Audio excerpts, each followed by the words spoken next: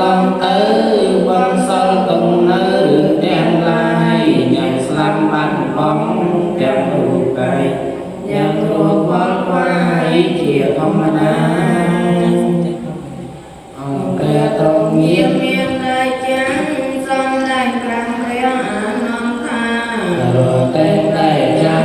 មកទៅណាទៅបានដល់ឬស្អីតថាគតចាំក្រោកព្រាហើយនាងអានន្ទអើយមានមកអីលយរត់តែចាំអង្គឬស្អីវ៉ាសាឆ្នាំថ្មីបែកសំហើយ